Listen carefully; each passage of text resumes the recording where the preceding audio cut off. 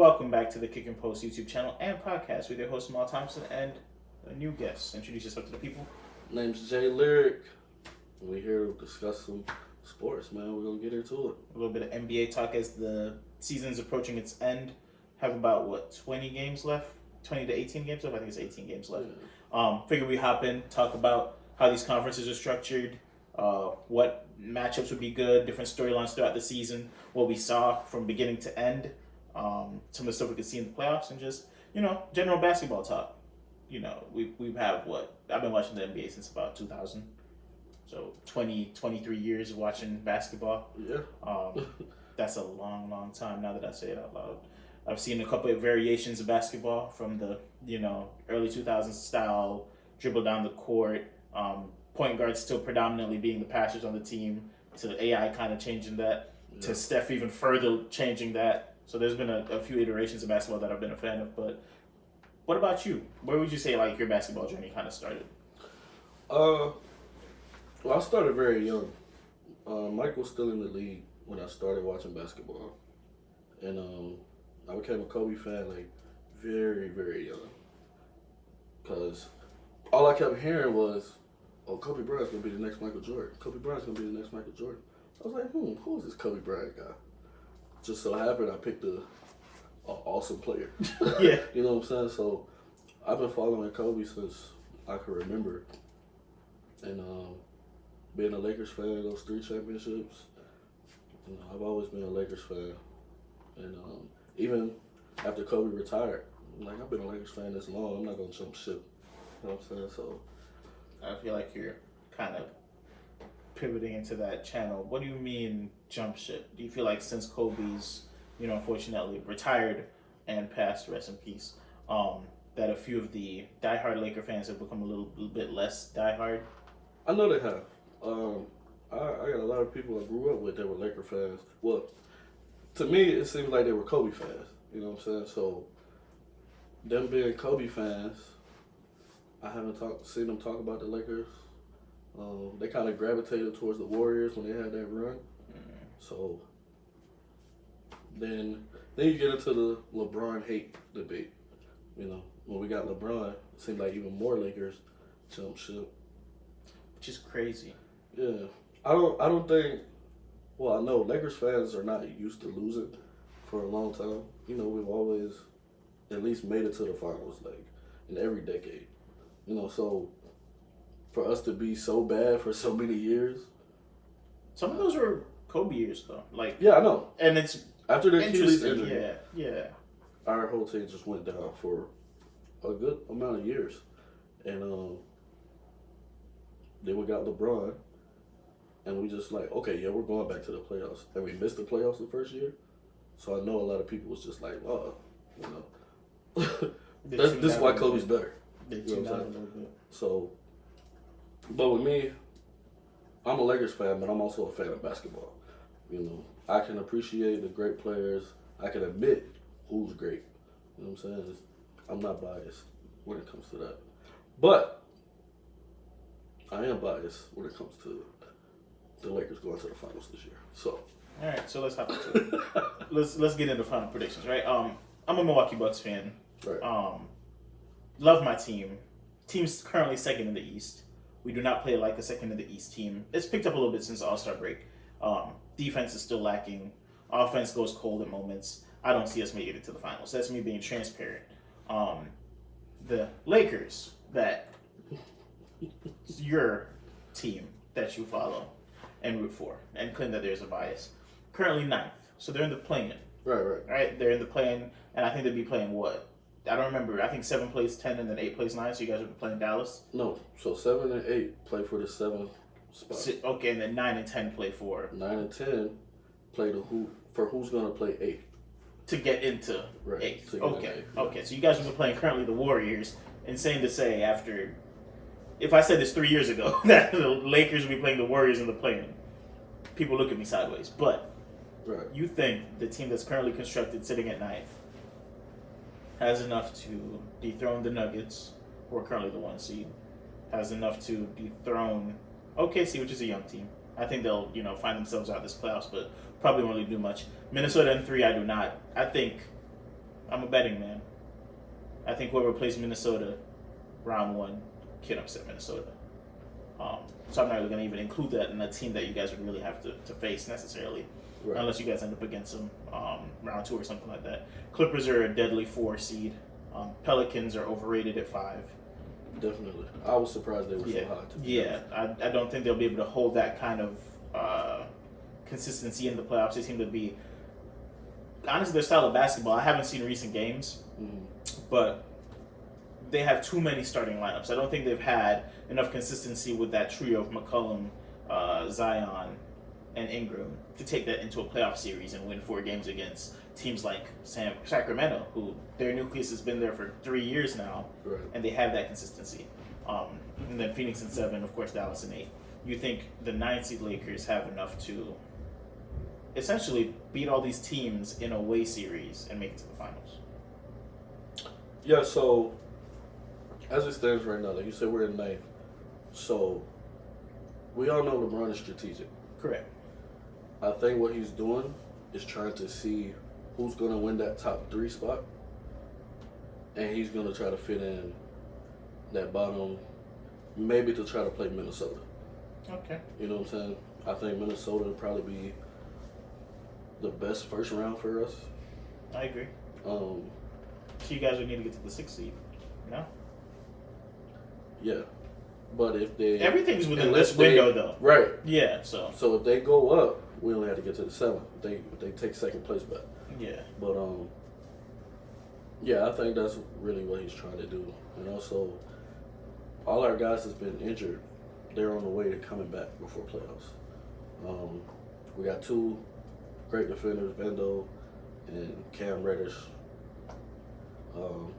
Christian Wood, he's a nice pickup sometimes. I wish it was more. I was going to say, he's been underwhelming this year, though. Yeah. I feel like, in terms of all you guys' off-season signings or mid-season signings, I was really excited about him going there for practically free. Because I don't want to say empty stats, but in teams that, the production kind of didn't come with winning, he put up stats. He looked good offensively. Right.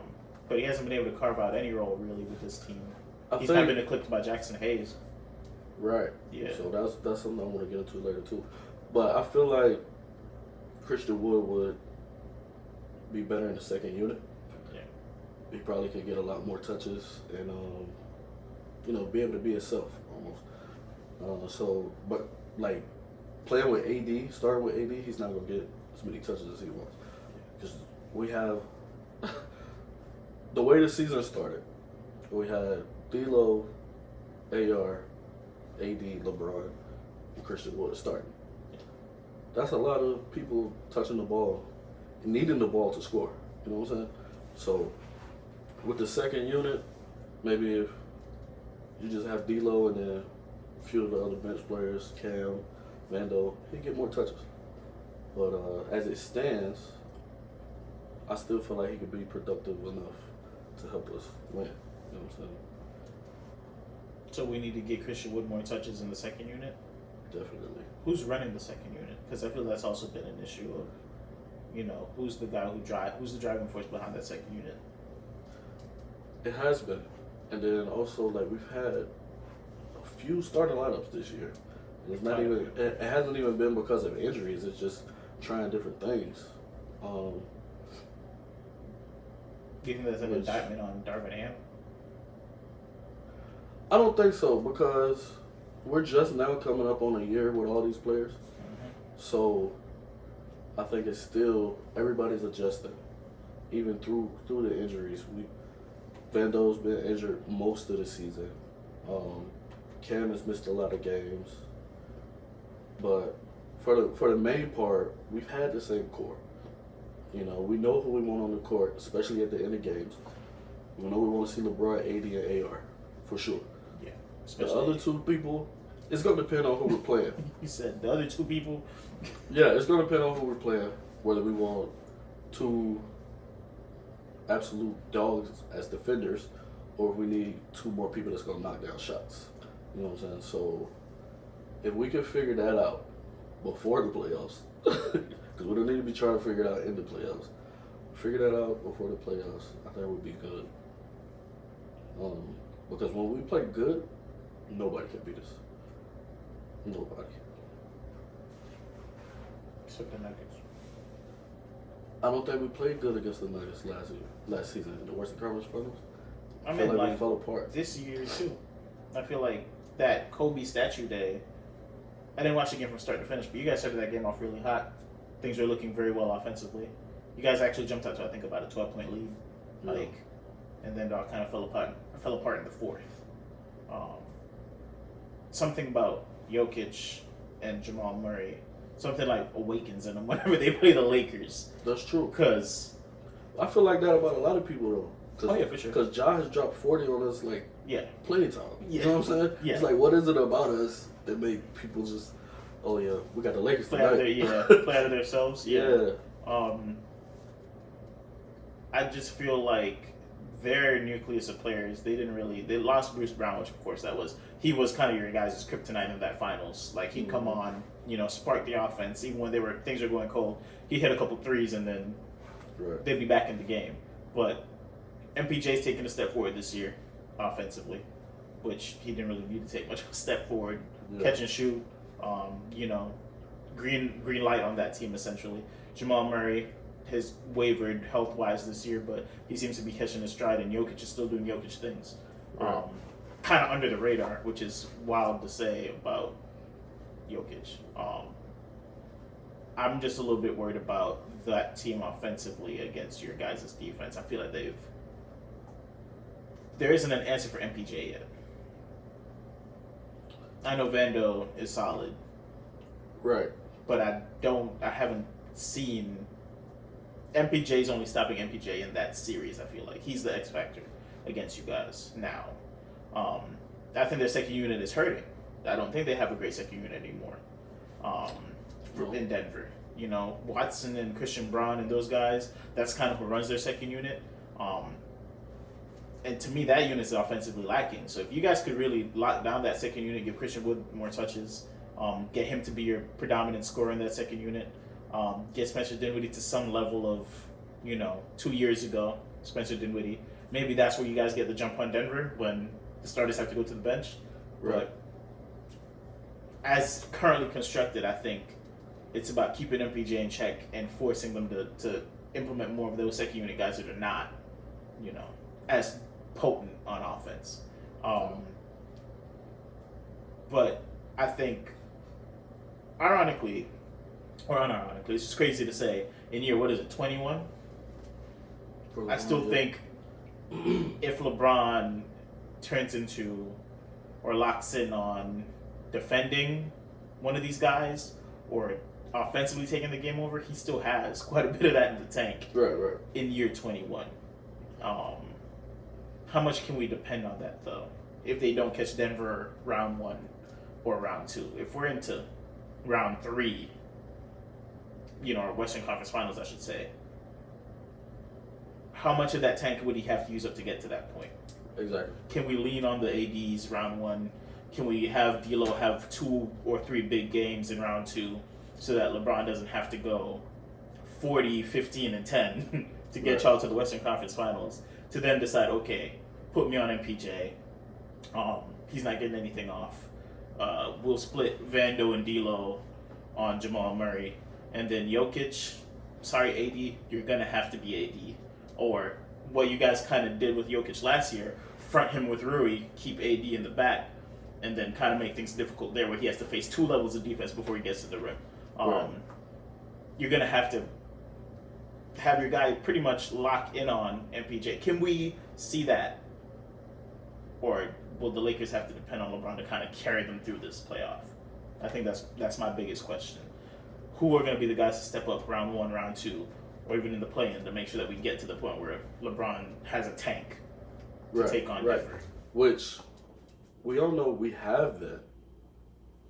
I think, will they execute it is the thing. I felt like last year we played very great leading up into the Western Conference Finals. Mm-hmm.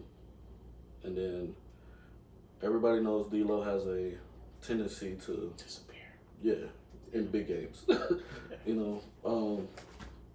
So I'm hoping that doesn't happen again this year. Where it's headed. We definitely need him to be the D-Lo of old, Do you think it would be beneficial to make D'Lo predominantly, not bench him obviously, because he has to be your starting point guard. You really don't have many other options there. Well, I mean, you could start Dinwiddie and then have the offense run through AD and LeBron to begin. But do you think it would benefit you guys to have D'Lo kind of run the second unit? Because D'Lo against second unit guys in the league, I feel like he could kind of get off a bit if you were to implement that. D'Lo with Peyton Watson guarding him. I definitely think D'Lo's a better fit in the second unit. That's actually who I was thinking of running the second unit when Christian Wood comes in. But also, with him being probably the best player on the floor in the second unit, I don't want him to get carried away either. You know what I'm saying? He will heat check. He will heat check. But I definitely feel like AR could run the point, start. Mm-hmm. He's a very unselfish player. He takes a lot of good shots. Like, he doesn't take crazy, why did he shoot that type shots? You know what I'm saying? He is shifty. I've been watching his game a lot. He's shifty. He is probably one of your best off the dribble scorers on the team too. Definitely.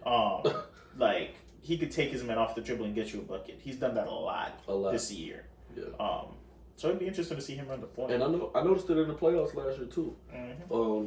Because it was like getting rid of Malik Monk opened it up for him. Yeah.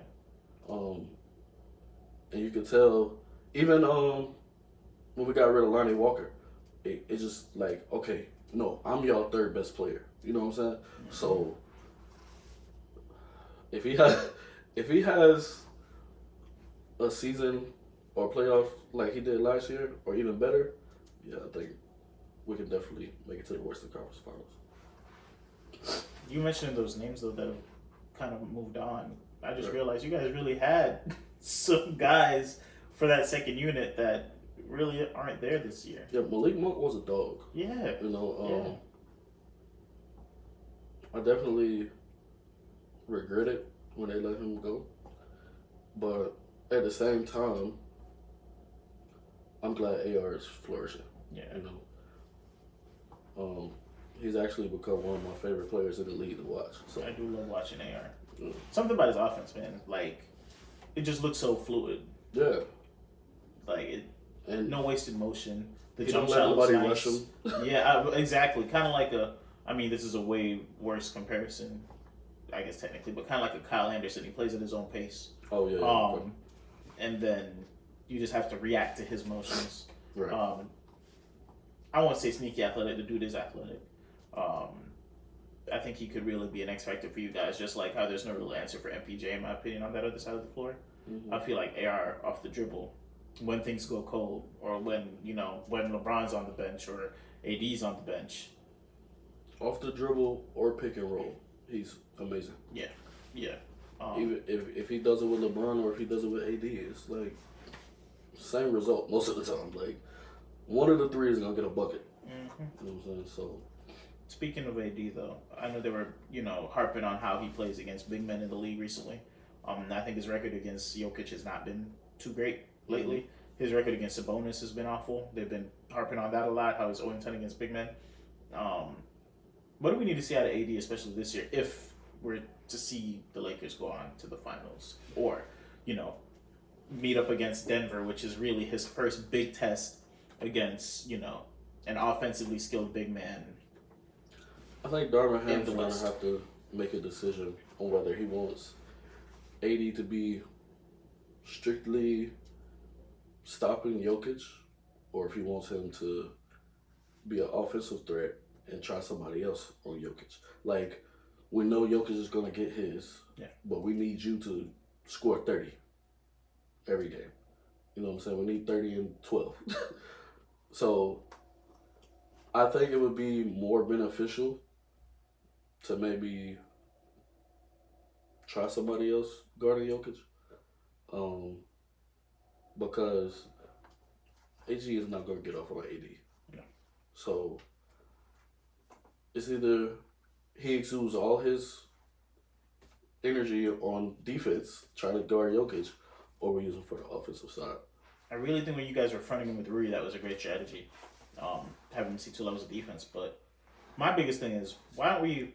I mean, I know Jokic doesn't really play much defense, but if he's gonna literally be a revolving door, we should be feeding AD the ball until it becomes okay. He's gonna have to put some defense up because I said last year that if AD was able to get Jokic in enough foul trouble, you could get him off the floor. Right. But then I realized he just let AD do whatever. He's like, okay, AD's going to get his 30 to 36 points. But as long as I stay on the floor and I facilitate, we'll deal with him scoring however much so. Right. I think you have to find some way to get this man in foul trouble. You have to get him off the floor somehow. Because he plays at his own pace. He's not really going to like fatigue himself. And I don't know how necessarily. They'll just... How do we get him off the floor? Right. That's the big thing.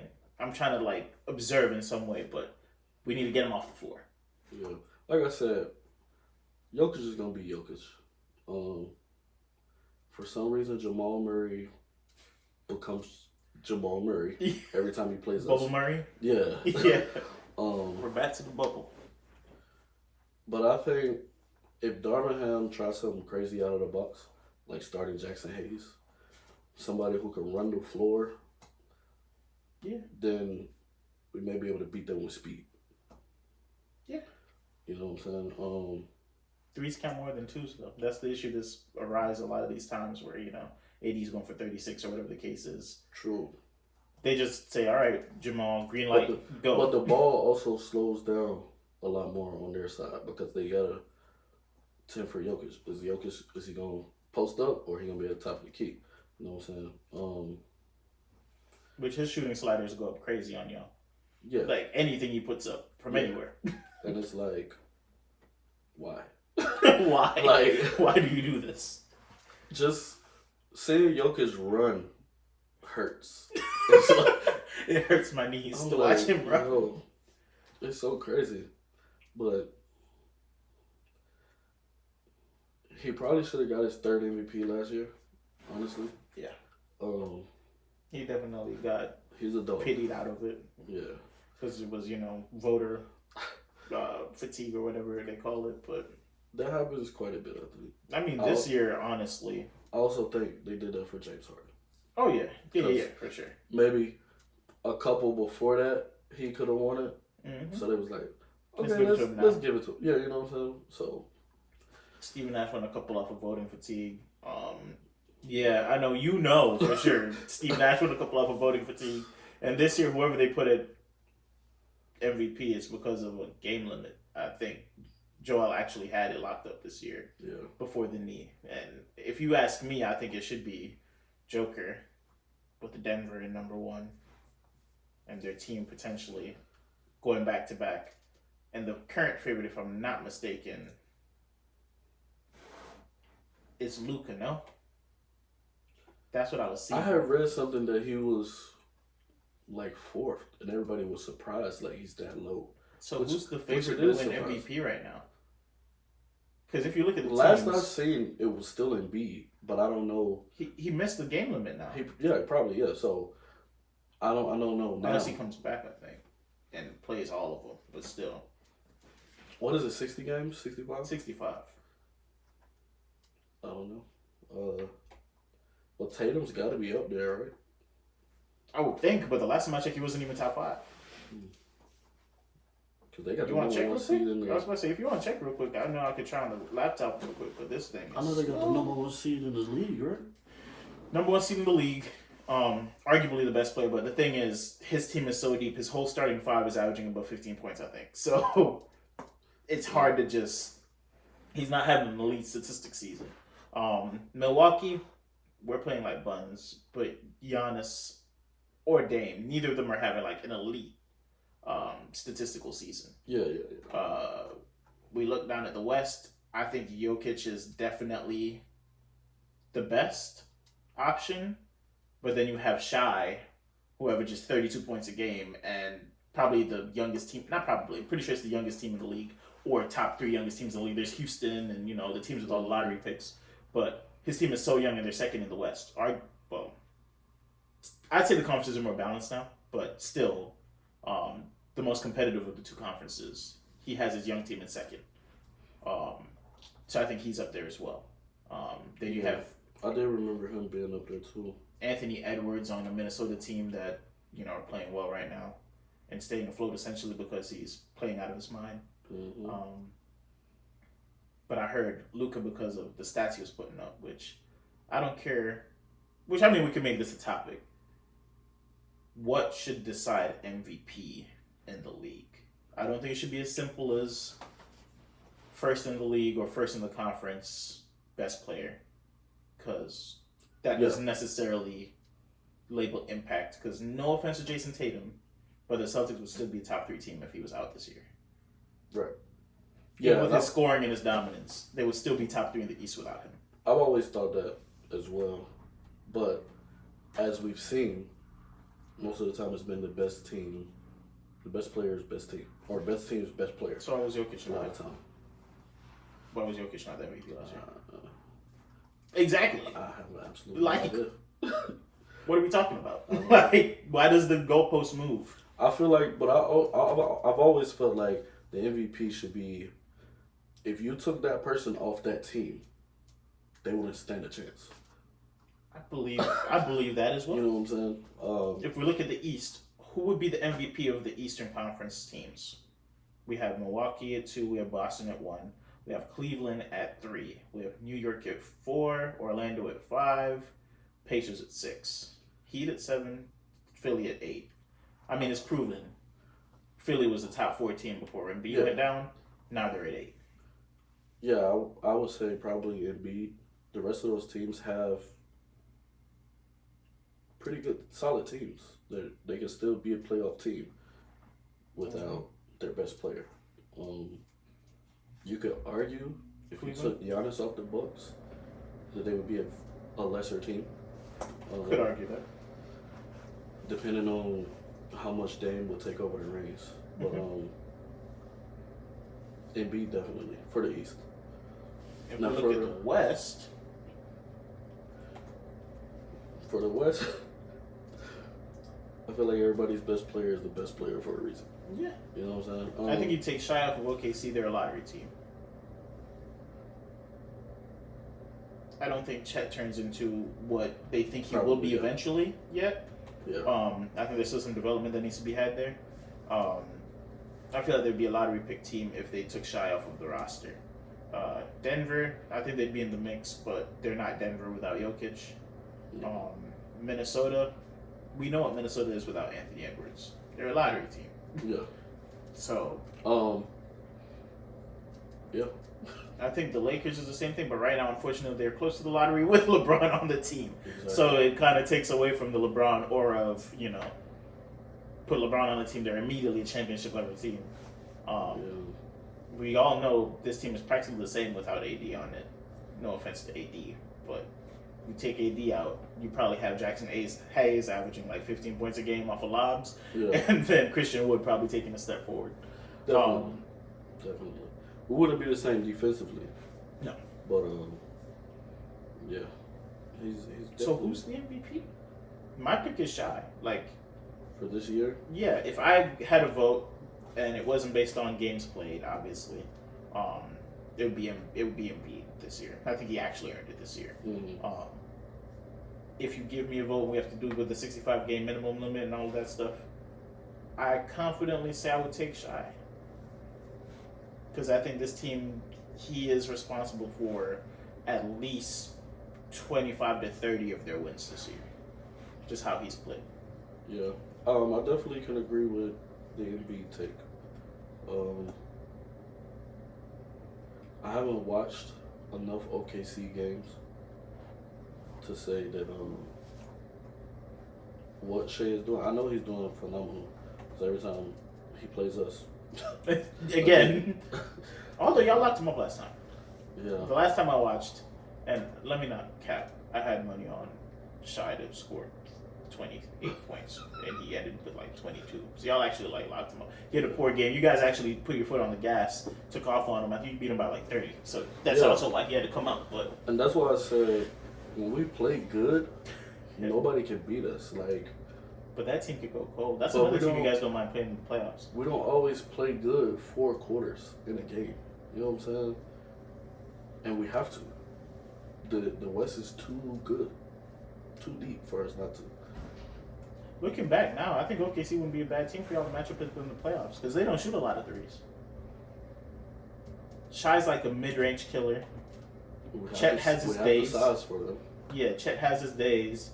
There are a lot of defensive dogs. They run the floor very well, but they're not an elite shooting team. Like they're not elite on offense. I honestly think Denver is the only problem we have in the playoffs. I don't think anybody else would give us a problem. I mean, there's the Clippers. I feel like they're a very bad matchup for you guys. Just over the last 4 to 5 years, and also like how they're currently constructed. I still think they haven't even completely figured out their big three yet. You know what? I always forget about the Clippers. To be honest. Yeah.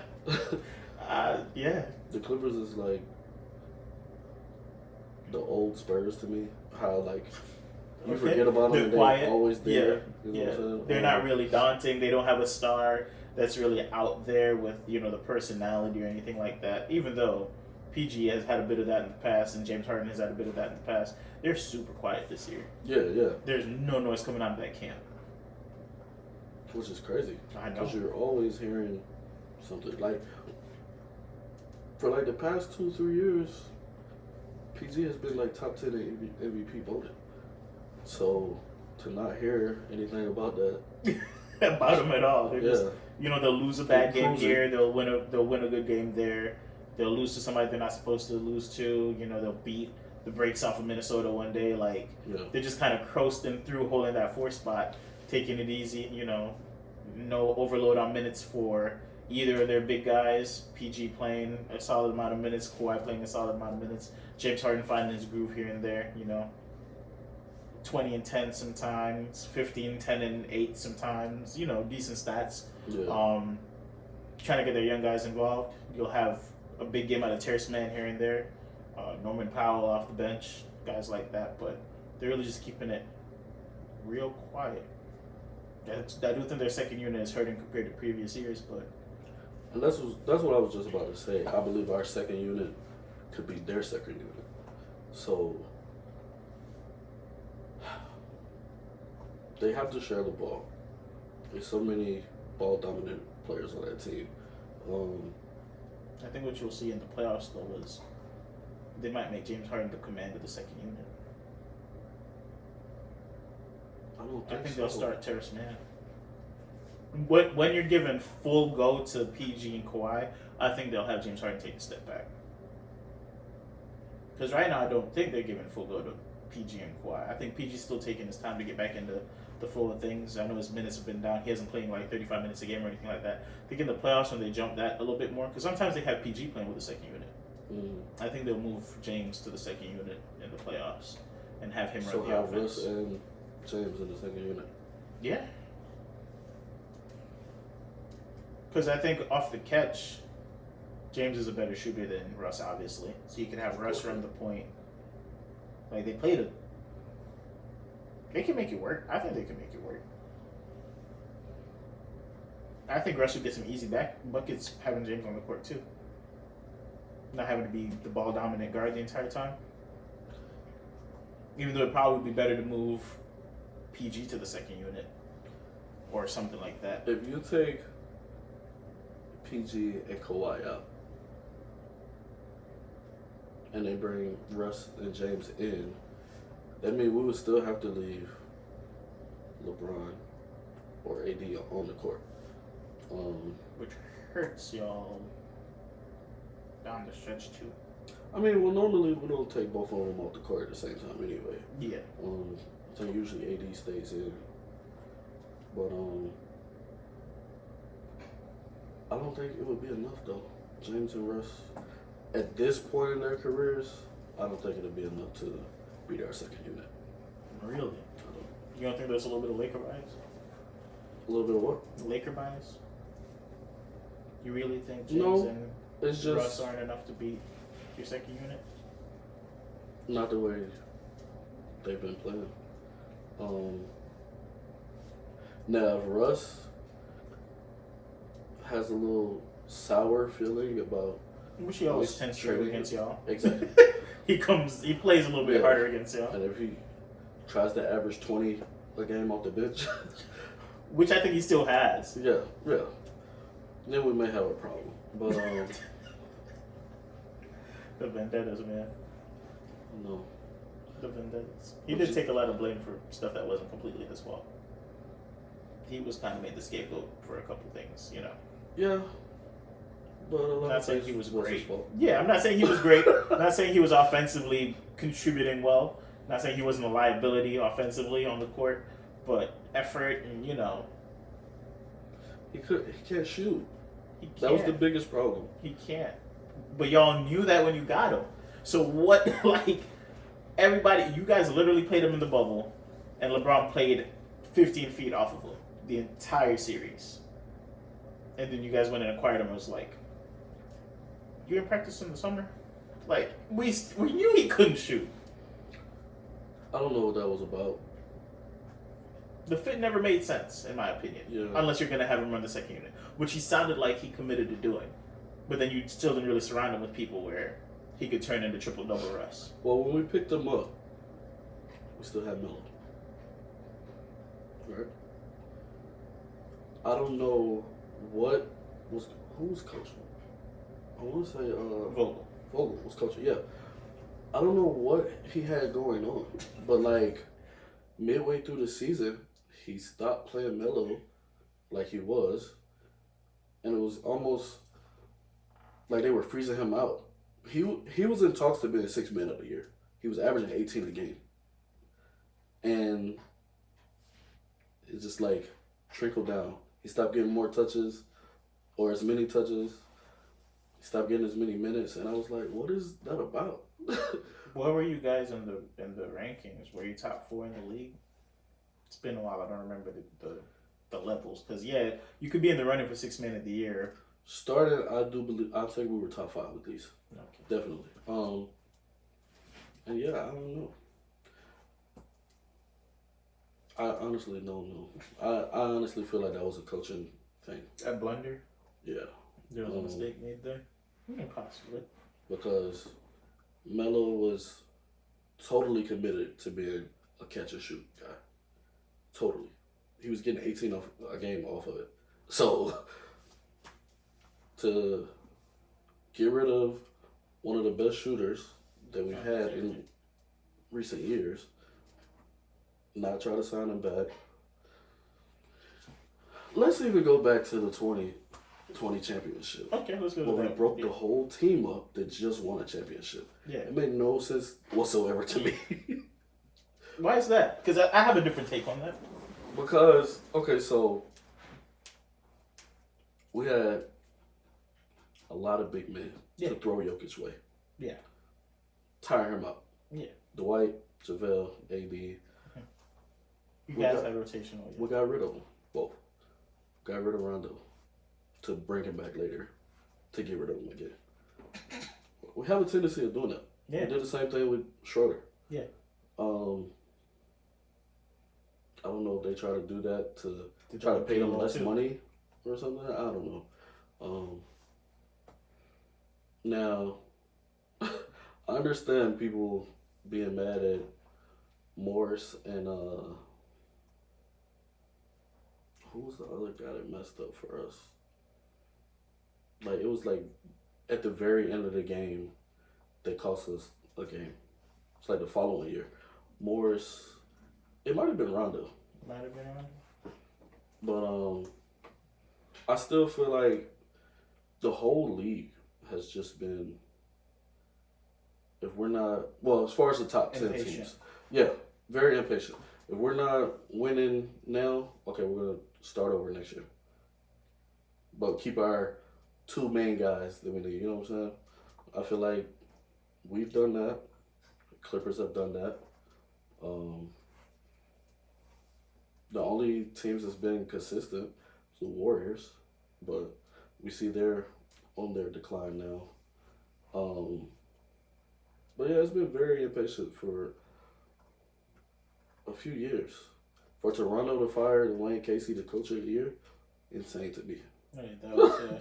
That was crazy. I mean, but we're on a run of now where I think it's been 4 years straight or something like that. I'm creating these statistics in my head, and I might be capping, but where a coach with a winning record has been fired, I feel like every year over the last 4 years. Because Monty Williams. We fired our guy insane. we were number one in the East when we fired our guy. Crazy. Yeah, I don't. Like, when you gonna make players be accountable? That is true. But to bring you back, I don't want to leave the bubble too quick though, because right. my take on that team is they served their season. I think what you guys created and what you guys were able to cultivate in the bubble was amazing. I think the big loss that you guys had, I think Kuzma was more valuable than you guys are willing to admit over there in LA. As a scorer, as a wing defender, as a 3-and-D guy, as a score off the dribble guy, as an energy guy.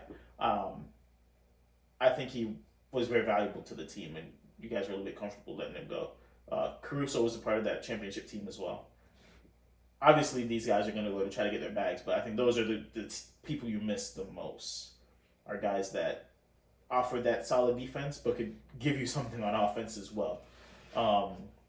The Dwights of the world and the JaVale, that hurt as well in terms of rotation, but in an 82-game season and a deep playoff, I don't think they are that big of contributors in that fashion of basketball. I think they fit very well with short season and then how the bubble was constructed. I think their games were very well constructed for that. Well, I think with us having so many big men, we could have been able to rotate them a lot more, and they wouldn't have to see a lot of minutes for a full 82 season. With Kuzma, yeah, when we signed Kuzma or drafted him, I was really, Kuzma, for a couple years, and every year he let me down. Okay. So it was definitely getting annoying, because we needed Kuzma to be what AR has been to us right now. Correct. And he wasn't consistent. AR has been consistent. That was his biggest downfall. He had games cold where stretches. Yeah, he had games where he go off, but then he have games where we like, Kuz, I thought you said you was better than JT.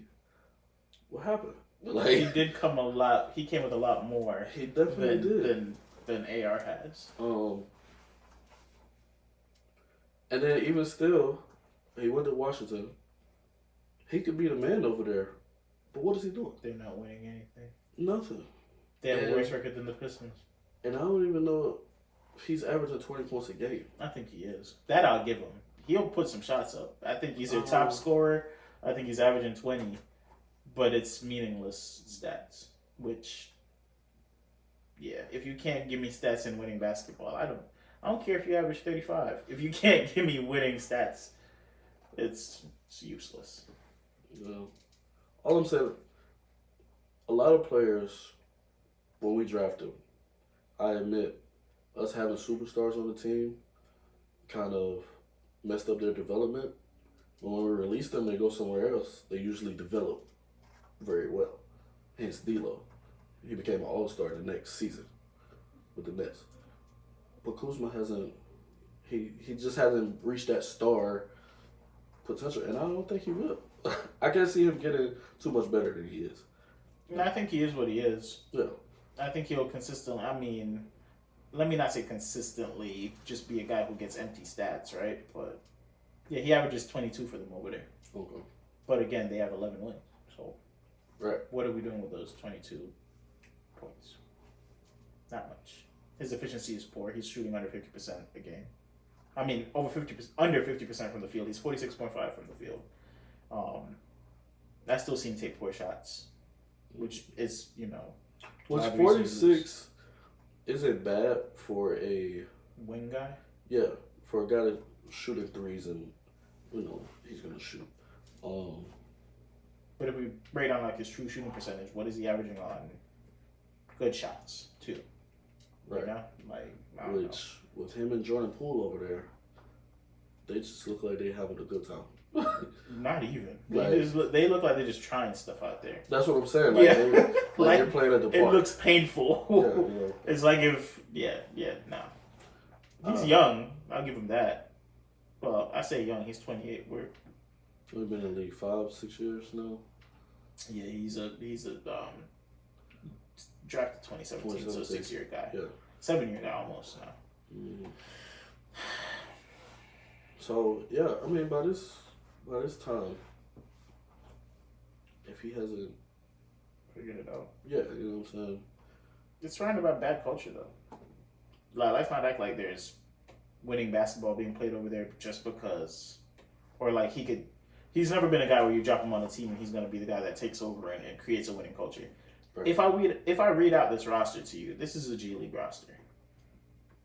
Oh yeah, I know. It's a G League roster. Yeah. You have big names of guys who didn't make anything of their careers in other spots. Marvin Bagley. Don't think he got the fairest of shakes, but when you get drafted above Trae Young and Luka, your career is washed if you don't do something soon. Yeah. Because everybody's just going to be like... And he was a dog in college. He was a dog in college. So, yeah, it was expected. Stretch, big, right. Athletic, good around the rim, caught rebounds, played defense. I'm not saying they were wrong for picking him. But when you go above Luka and above Trae, and both those guys have brought their teams to the playoffs, won a playoff series... Yep. And you get dropped on a team with arguably more talent initially. You had De'Aaron Fox over there and them guys. Like, right. It's going to be questions asked of you. Danny Avdija, he's had a couple big games this year, but he's still very inconsistent. Jordan Poole, he is a second unit killer. I don't think he's built to be a starter in the league. What is he just looks very uncomfortable in the starting lineup. What is he averaging right now? Mm-hmm. I think like 16 a game. Because everybody, media was claiming he was supposed to be the guy for the Wizards. We knew what was happening when they sent him over there. Yeah, but I mean, he got his style of basketball is pretty and it's fun when it's on winning teams. Right, he's another Nick Young, J.R. Smith type. He's 16.5 over there. Yeah. So it looks good. You're going to get us a couple buckets, but are you going to be consistent and play for real? Take this game for real, seriously, you know what I'm saying? So, when you have Draymond to help facilitate an offense, Clay hitting threes, I give Steve Kerr knocks based on his coaching at times, but Steve Kerr does run a pretty tight ship. Mm-hmm. When you have those guys, or you could come off the bench with the second unit after the Warriors have already put a beating on a team. Or, I'm not saying he didn't contribute to the championship, because he did. He started, played some good games, dropped some good points in the finals as well. Yeah, he did. When you're not banked on to be the number one guy on the team, right, life's a lot easier. When they put you in a situation where the offense is supposed to run through you, mm-hmm. and there's nobody facilitating the offense, and the coaching isn't elite, and the players around you aren't elite. Exactly. And the defense locks in on you. It's a little bit of a change. And I feel like, I don't want you to take this the wrong way, because you can't compare the two. But KD been in the Warriors. Of course, KD is KD. Yes. But him having all those guys around him allowed him to be KD. Yeah, elevated. You know what I'm saying? Nobody could leave and double team. So one-on-one, he's going to work anybody. Yes. But we've seen that time after time, when he's the leader of a team, he can't get it done. You know what I'm saying? So I think that's going to keep KD out of an all-time position where he could have been. Really? Top, yeah. Okay, I like that pivot. So you think KD on the all-time list is going to lose ratings because of what he's been able to do as a leader on the team?